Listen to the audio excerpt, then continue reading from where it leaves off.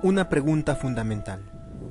Estando él sentado en el monte de los olivos, los discípulos se le acercaron aparte, diciendo: Dinos, ¿cuándo serán estas cosas y qué señal habrá de tu venida y del fin del siglo? Mateo capítulo 23, versículo 3.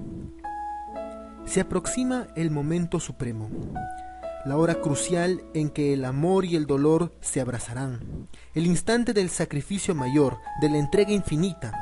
El Rey de Reyes y Señor de Señores, Creador del universo y dueño absoluto de los cielos y la tierra, descenderá a los niveles más profundos de la humillación.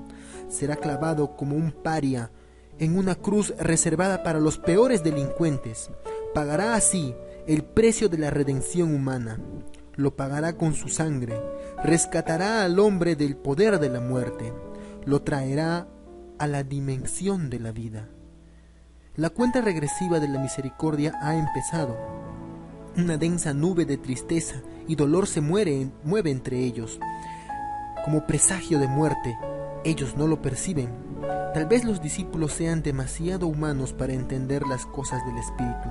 El Maestro sí es consciente de la solemnidad del momento. En pocas horas, la angustia y la soledad se apoderarán de ellos. Y Él no quiere que sufran, los ama con un amor incomprendido e infinito. Los está amando hasta la muerte. El relato bíblico dice: cuando Jesús salió del templo y se iba, se acercaron sus discípulos para mostrarle los edificios del templo. Marcos relata que uno de sus discípulos le dijo: Maestro, mira qué piedras y qué edificios, ¿te das cuenta? El dolor está cercano. La hora crucial se aproxima, el destino eterno de la humanidad se decidirá en pocas horas, y los discípulos preocupados solo por lo material, el templo. Al ser humano le fascina el brillo de las cosas que puede tocar, y sin duda el templo, con sus enormes bloques de mármol, con el oro de sus detalles interiores y con sus columnas gigantescas, es esplendoroso, impresionante, agradable de ser visto, admirado y tocado. 21 siglos han pasado y los seres humanos continuamos fascinándonos por lo que captan nuestros sentidos físicos. Tenemos dificultad para entender la dimensión espiritual de la vida. Nos aproximamos al momento glorioso de la tierra, pero somos incapaces de percibir la importancia del tiempo en que vivimos.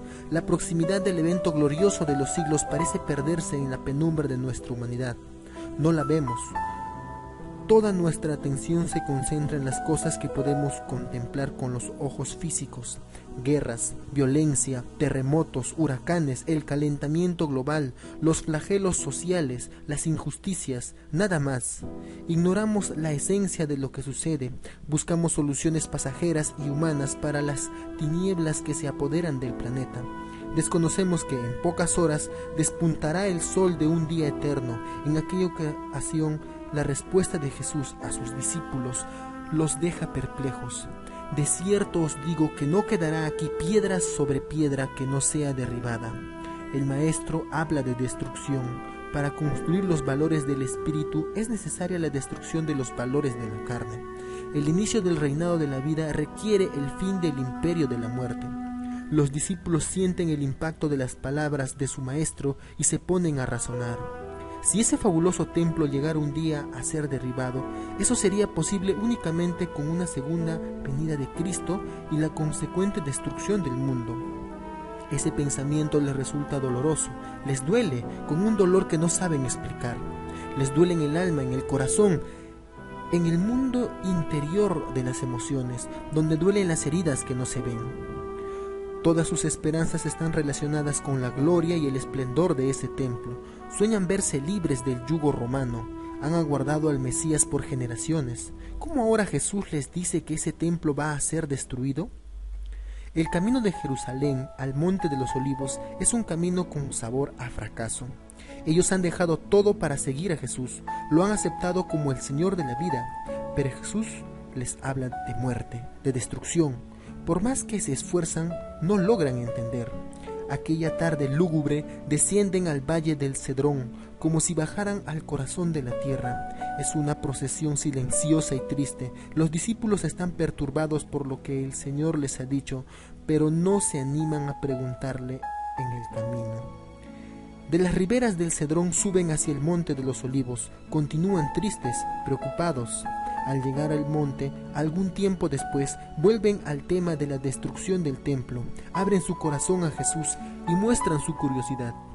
Dinos, ¿cuándo serán estas cosas y qué señal habrá de tu venida y del fin del siglo?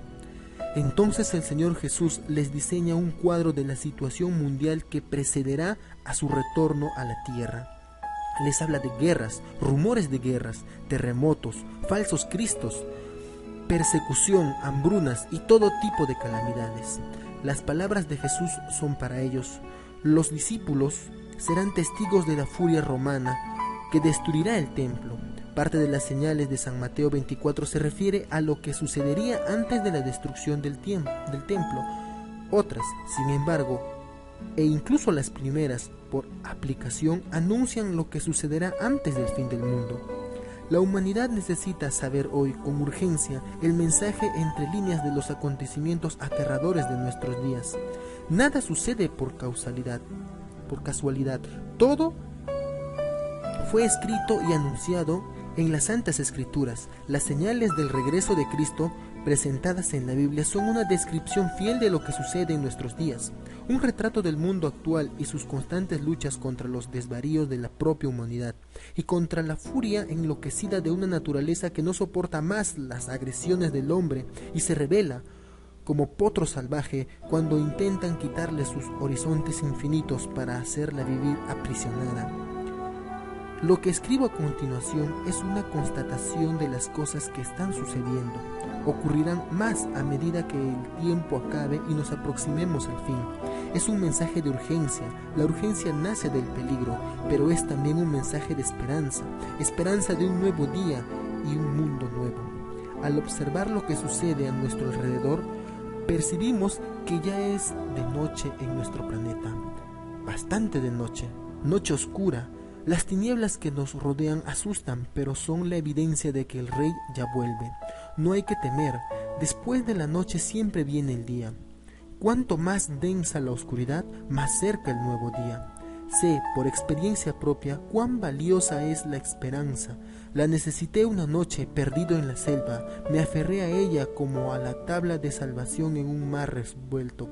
Había andado todo el día y ya no tenía fuerzas.